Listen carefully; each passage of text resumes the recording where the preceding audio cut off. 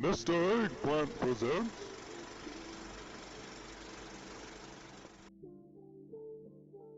Hey guys, Tyler here, and thank you for checking out this video. And we're back here with another Mythic Plus dungeon run from the current season, and this was actually done while I was sick. So this is about 2 weeks old now, unfortunately, but it was a perfect run, and I wanted to share it with you guys. This is going to be a +11 timed Mists of Tirna Scythe. We're going to do a really big pull here at the very beginning, and the Dress Spike Claws, they are one of the most important packs in this pull, because they are a melee mob, but if you are at range, they jump to you and leave a nasty bleed. So to avoid that, you just need to stay in melee range with them. And we had actually tried this at a 12 before this and had just missed the timer, so we ran it back in an 11 and we made quick work of it. With the Villager there, you see if Overgrowth is being casted on you, it's a non-interruptible spell, but you can feign death it and it will stop the cast. And then one of the other big pulls was from the Harvesters, the Dressed Harvesters on this pack. There you'll see them later on as well. And you just have to get the Villager to 20%. But the Dressed Harvester casts this Harvester ability on on a target, and you don't want to get hit by that. You want to interrupt that as much as possible. And watch the Bewildering Pollen, which is a frontal. There will be all the intermittent Spirit Bolts as well, and you see that Ascendant buff come out, or at least the Ascendant affix. Speaking of affix, the affixes this week are going to be Ascended, Tyrannical, Challenger's Peril, and Fortified. And when Overgrowth finishes its cast, like it's going to do on Oddwin here, it will put them in a pod, and you have to get out of that. Luckily, he is Paladin, and he makes quick work of it almost as fast as Feign Death does. So we had two big pulls here at the beginning. I'm going to feign death this Villager Overgrowth, and we're going to finish this pack and move on to the next one. And my entire build will be found down in the description of the video, and this is going to be a 4-pack here. The Harvesters are important, but we also want to cleave off of the big guy, or at least you want to deal with the Harvester's big cast before the Bow Breaker starts getting to 50% health, where he does the large pulsing AoE. And I am playing a Sentinel Marksman Hunter in this video, so I'm going to be trying to do a better job, and I know that Teach has been really putting in a concerted effort to make sure that we stay in my Lunar Storm as much as possible. There is that Harvest Essence, that's the important kick that you want to deal with, and then Furious Thrashing comes out. And while this is happening, the Orb of Ascendants are coming out, and we have quite a few different ways that we can deal with those. You can use your Implosive Trap to knock them up. You can knock them back with your High Explosive Trap if you are running that. You can use your Trank Shot to purge them, particularly if you have an AoE purge like I do in this run with Kodo Tranquilizer. There's a ton of different ways that you can deal with it, or if you, when in doubt, you can always just interrupt. Alright, so we got through that pull, and we are going to pull this set of 4, and I really wish there was more big packs in this dungeon. Unfortunately, there isn't, so we're just going to have to deal with the 4 packs for a majority of this dungeon. I'm going to go ahead and use True Shot here because I know I can use it here, and then I can use it again later on because I need it for the boss pull. Because my job in this boss pull is going to be to use my True Shot on the tree. I know that's not going to get me as much damage on Ingra, but it does make sure we get to Ingra faster for the other 2 DPS to do a bunch of damage and burn him down as quickly as possible, particularly because that's important for that boss to be killed in a timely manner. So we've got a double pack here. That's why I went ahead and I used the True Shot back then. We have a double Bow Breaker. So on this pack, you want to pull, obviously pull them both and cleave as much as possible. Whenever they start to cast I forget what the burst, there you go. You can move, and if you move as soon as it starts casting, you'll never get hit by it. That first Bow Breaker we saw earlier, I didn't do a very good job on, but I did on this one. And it did help that we have a large amount of haste that we get from that Ascendant buff that's making these melt pretty quickly. So here comes the first thrashing, and you do not want those thrashings to happen at the same time. So because of that, by the way, Hunter, you should probably be standing in the communism totem, but he didn't listen. So we got the burst coming out here, and I do have a a tracker for my Lunar Storm. It's right next to my health bar and next to my focus bar. If you guys would like to freely download that, there is an invitation to my Discord down in the description of the video. You guys are always welcome. You stay as long or as short as you'd like. I would encourage you to hang out, though. We have a lot of amazing people. Well over 1,100 people in my Discord now. That is absolutely crazy. This expansion so far has been very, very kind to my channel, and I'm thankful for each and every one of you guys. So we're going to have the orbs of Ascendance that are coming out, and if you don't deal with those orbs, the ads get them instead, and they get Omega Haste. So if you're not prepared for that, you can get double tapped pretty fast. So this is essentially a two-phase fight here. I'm going to go ahead and use all of my cooldowns here, and we will lust once Ingra, or I should say once Droman pops, and we'll be focusing Ingra. So how this fight works is you want to burn the tree down to, I think it's either 20 or 25%, and then after that, then Ingra takes significantly increased damage, and then because Ingra has a huge health pool. Ingra is currently taking damage from us, but it's not going to be too much later on, and this is the main reason that you do this fight the way you do, is because he will start taking like 99% less damage after a while. So it's kind of a DPS check, if you will. So Droman is at 25%. The fear comes out. Fear ward was definitely helpful there, or I should say whatever the shaman's equivalent is. Droman goes down, and now Ingra is our target. Unfortunately, we do not have True Shot up, so you're going to look at that damage meter in the corner and be sad, because they are going to zoom right past me. But since I went ahead and used my True Shot when I did, that allows both of them to do huge amounts of damage, and we have an orb coming out here. Soul Shackle is coming back from Ingra onto Droman. It heals Droman to full, and then we go back and do the damage and do the fight all over again. So the way this worked, and we had kind of timed it out in the 12, is that I could just use my True Shot. I just use it on the tree, and I'm not getting as much value damage-wise, but my group value is up significantly. In the 11, could we have probably just held it for Ingra and only like zoomed through and maybe even just like 1.5 phased? Yeah, maybe, but you know, hindsight's 20/20, and we had an amazing run, and I like I said earlier, I wanted to share it with you guys. And then also Ingra has and there's the ability there, the protect, the embrace darkness. That means Ingra's taking next to no damage, and you have to kill the tree. So there'll become a time where you'll be like, okay, stay on tree, stay on Ingra, whatever. It's just depending on those health pools, because you see Ingra at 27% health has the same amount of health as the tree does at 100%. But Ingra is going to go down here fast. The tree is what is making Ingra take more damage at 8% or 7% now, and now we're just going to stay on Ingra. And Ingra does have a kick that you want to do as well, which is that Ingra Maloch's Spirit Bolt.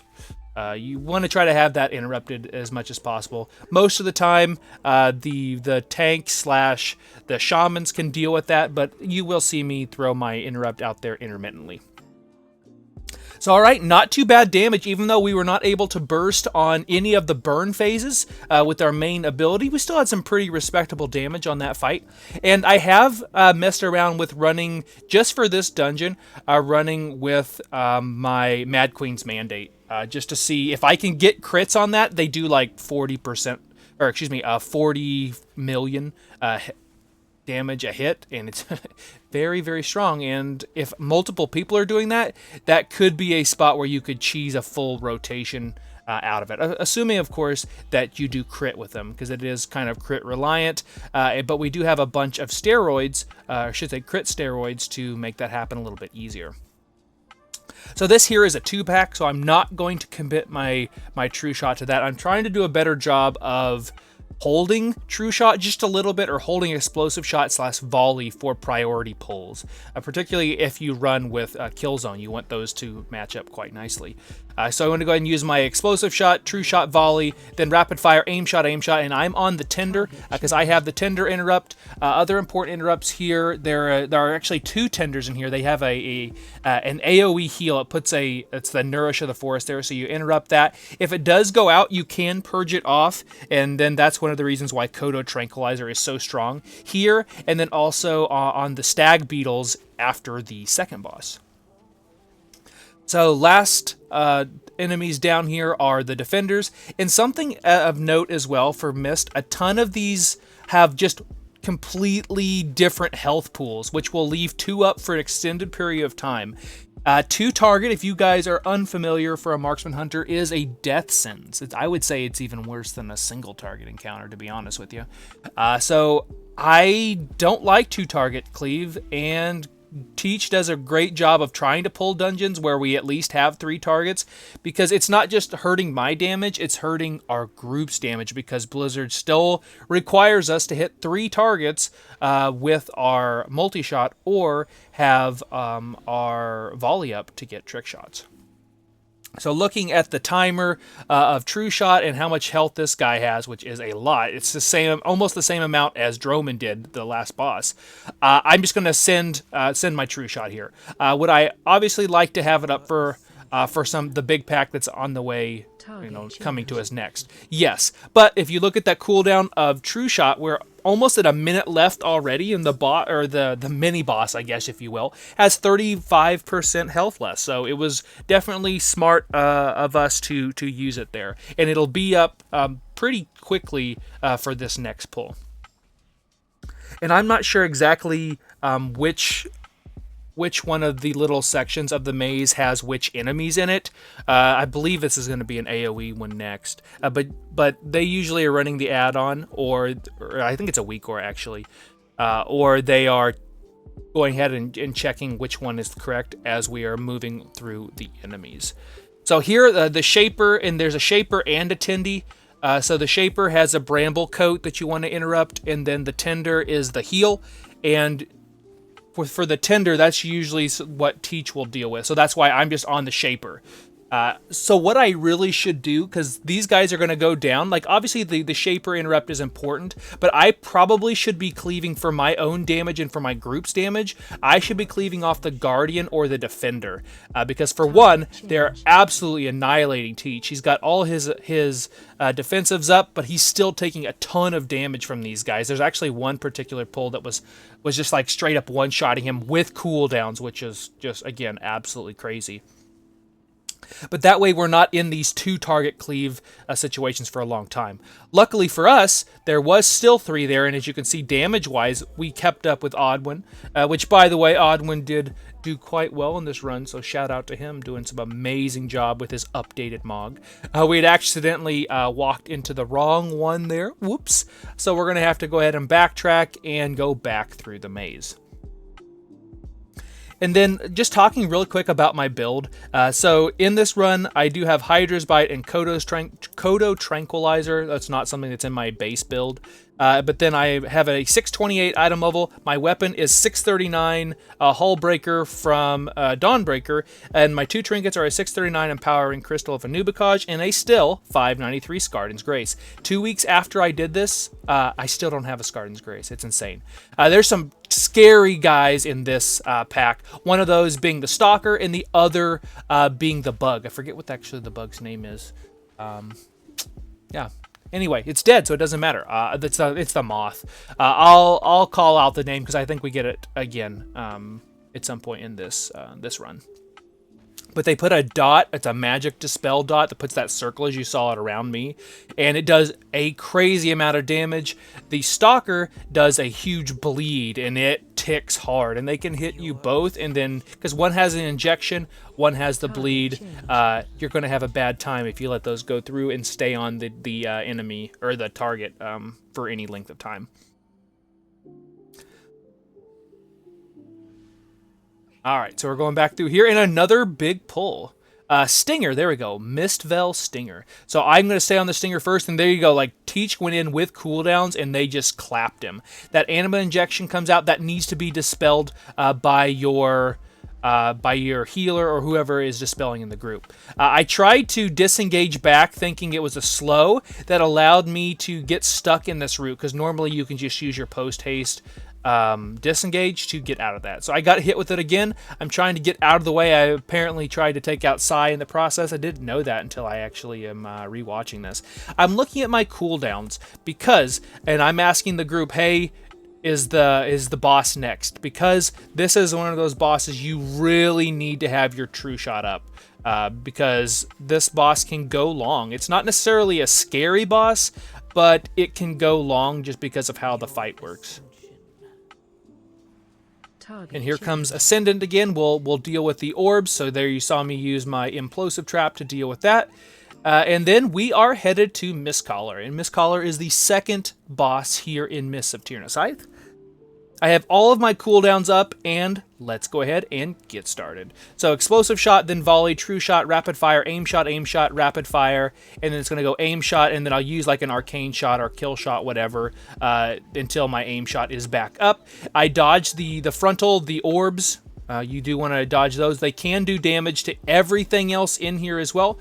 Freeze tag comes out, so I'll put a trap over there. It's going to probably get broken, which it does. There's dodgeball, and then this, at a certain percentage, Mistcaller will do a split. And I believe it's 70. Yeah, there we go. It's 70% is the first split. So we have to figure out which one is different. And for us, it's going to be the empty. Or excuse me, it's not empty. It is the flower. There we go. So we position ourselves to be, so Mistcaller, when she throws the bombs or the orbs, that they will go through the clone, and the clone will take a bunch of damage. The dodgeball, there we go. They do damage instantly when they fire, so that it's not a travel to you thing. So you need to be very careful. I have seen people get absolutely annihilated because they thought they had just a little bit of time to move. So freezing tag comes out. I'm going to go ahead and use my trap, but it's okay because I can just easily kite this out. I can use a tar trap. I can use a binding shot. Teach, like he did here, can use his death and decay. It's super, super easy to deal with that, and I would prefer it be on me every single time. I'm going to use my true shot again here, and another freezing tag comes out. This is something where Teach will often just go and soak it himself, and now we need to figure out which one is not like the others, and it's going to be the no ring this time. So clone took a little, actually I just noticed the clone didn't take any damage. I wonder if they did finally fix that. Because for the longest time they said they were going to fix it, because each one of those balls would do is like 20% of the clone's health. But we're at 38% on Mistcaller. We're going to dodge the dodgeball once again, and now we're just going to continue to do damage just like normal. Trap comes out there until we get to that final guessing game, because that'll happen at 10%. This is another one of those fights. You could do it in Shadowlands. I'm going to have to dodge just a little bit more here, where you could use your quantitative device, IQT, whatever. I don't remember what it was called, but the cube trinket from the other side, and you could use it in such a way where it would do an execute when the target's below 20% health. And if like 4 people had it, you could just flat out kill this boss and not have to deal with any of the rest of the mechanics. So 7% health. The boss is taking significantly less damage. Luckily for us, it was the same exact spot again. We're just going to use our AoE. I'm going to hold off on using my true shot, at least for now. Here comes a... Actually, I didn't use anything there. Oh, I guess I didn't really need it, I suppose. But I'm kind of in a bad spot right now. I would rather be closer to the clone if at all possible, but I'm just kiting the Vulpin out.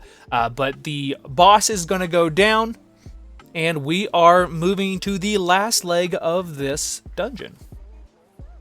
We made some really good progress. I swear to you guys, if we can get in there with a clean first pull or two on Mists of Tirna Scithe on a 12, we're good. Like, we've gotten down to the very end. We missed a 12 timer by like 30 seconds a couple of times. So I know that we can do it, and we're slowly chipping away. We have all 11s across the board. Spoiler alert, like I said, this was done 2 weeks ago. So I'm actually over 2,800 now. We've got 3 12s on the board, which will be out here very soon as well. That we are just making some amazing progress. I'm so proud of the group. So on these, we're going to cleave off of the stag. There's a couple of abilities that Acid Nova is going to do damage to everybody. Then there's the circle. You have to interrupt the stimulate resistance, and if that does go out, that puts a shield on everything, you can just use your trank shot, and thanks to Kodo Tranquilizer, you can get rid of almost all of those.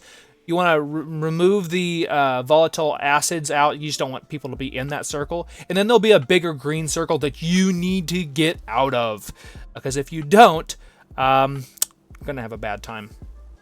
Something I'm learning to continue to get better at. Like on that last pull, I shouldn't have used my true shot. I knew a big pull was coming. I should have just held on to it. That way I could do just more damage here. There's that big circle you need to get the heck out of. I about fell off there. Luckily I didn't. That would have been pretty sad. We have the stimulate resistance again, and now we're just cleaving. Like, you can tell that Oddwin had cooldowns ready to go. I need to do a better job of just being okay with holding things. Now, you don't want to hold things for 30 seconds or more. You don't want to miss full uses. But being smart with those can be the difference between doing, 1.5 million overall and maybe like 1.7 or 1.8. And again, overall damage in a key depends on several things. And if you guys are watching this video and you're like, oh, you should be doing 2 million or you should be doing whatever, keep in mind it just depends on how the dungeon is being pulled, who's in your group, and then also, am I running with light ammo or not? Because I am not in this run. But a good amount of damage here coming down, and then I should be using a binding. I should have put a binding down, and I didn't. But we're getting the most out of having True Shot and that bonus amount of haste. I used my Feigned Death to get rid of the poison, and I've got a couple of dots on me here. This is where you will use, usually if you get both of those on you, you want to use a defensive. In this case, I used Fortified of the Bear. And thank you to whoever got that poison off of me there. It might have been a totem, it might have been one of our resident shamans. Either way, this hunter appreciates it very much. And now we've got basically like 2 or 3 pulls left in the dungeon, not counting the final boss. Also, fun fact, the flyers you see up there next to the tree, we were pulling this pack right in the same spot when I was doing some testing for Dark Ranger, and my bleak powder hit them. It's absolutely crazy. And they just came down and just beat the crap out of me. That was it. So big pull here. We have those orbs of ascendance that are going to be out here to help us get this down just a little bit faster. All of these got one of the orbs. Also, that circle, if they have a bunch of orbs, that circle pops much faster. It wasn't in this run, but one of my guildies found out the hard way that will just absolutely clap you, and you'll be rerunning down this hill. I forgot that the poop stays on the ground, but we are down to Tred'ova, which is the final boss of this dungeon. This boss has pretty much been untouched since Shadowland, except for one added ability, which is the pull-in. Super annoying. I really don't like that pull-in, but it is what it is. And we have 4 minutes left on Sated. As you see there, I unfortunately should not have used my Lunar Storm. Just little stuff like that. Like, that's damage I'm not getting, and it's currently not doing any damage. At least the Lunar Storm isn't. But here comes the big cooldowns. Here comes the slappy hands to start doing AoE. I now am finally hitting Tred'ova here. We're going to move out, and when the poisons come down on the ground, and this is that pull-in, which is new, it's super annoying, and that poison hurts. 25% of my health instantly when I stepped in. If you get Mind Link goes on the tank and then your DPS, and you want to run away from that to break it. You want to do as minimal amount of of movement as possible when those green circles come out, because it tracks the way you moved, and you can honestly run out of room very, very quickly on this fight. Luckily for us, we have that haste. Fortunately, Tred'ova did move, so I got none of the value of Lunar Storm there. I'm kind of in a bad place right now, but the white circles forced me to move. This consumption, it's not a ton. I think it's 5% of the boss's health, maybe even less than. But on these higher keys, it just takes so long to get through. If you are somebody who's running with Mad Queen's Mandate on this dungeon, I would say just use it then. Because you will be able to use it on that first one and then use it again at the end of the boss, his health. Or at least at the end of the fight. The Binding Shot comes down, then Explosive Shot, then my second True Shot of this fight already. I'm going to go ahead and cleave some of the larvas down because they are on... I can't even tell who that is on over there. There we go, Sai. So make Sai's life a little bit easier, and in turn my life easier because things will die faster. So I could have just walked forward there just a little bit and saved a little bit of room, but Sai's doing a good job of making sure we're moving around the room. Now the poop is kind of filling up quickly, so we probably, if we're going to be doing this at a 12, we need to do a better job of that, just straight up. That's something that we're going to have to do. The last consumption that's going to come out here, we just have to survive. As Teach says, we got to be live lords. We got to survive here. This is where you use your defensive me. There we go. You have 2 charges. You can use that defensive me. So again, I learn things from whenever I watch these videos too. It's not just, oh, look what I did type thing. And by the way, I'm not the top DPS in this run. Oddwin did an amazing job, and so shout out to him again. So Tred'ova is at 30% health. We have those larvae coming out. We're going to help the group out as much as possible. There goes the binding shot volley, and then what do you know? We have another true shot. I probably could have held the true shot just to get it in the bullseye zone, because it would have done more damage. But we're doing pretty good here, and I did want to help deal with those ads as much as possible. I haven't talked too much about the rotation, anything like that, other than the opener, but it's pretty standard now. After you drop your explosive shot, volley, true shot, then you're going to do rapid fire, aim shot, and after that, you're just using aim shot and true shot as much as possible whenever you're in. Here comes that mind link, by the way, so I inadvertently ran away immediately, because that would kill me very, very quickly. But you're just using your precise shot procs if they proc. You're using your aim shot, and thanks to our new pincushion ability, we get a ton more aim shots out. But 1.5 million DPS for the entire run. It wasn't the like super speediest run, but we did get through here no problem. Congratulations to everybody in the group. Thank you guys so much for watching. Consider subscribing if you haven't already. Be sure and follow me over at Twitch at twitch.tv/Mr. Eggplant. I've got more videos coming out very soon. Be sure and check them out. Thanks for watching.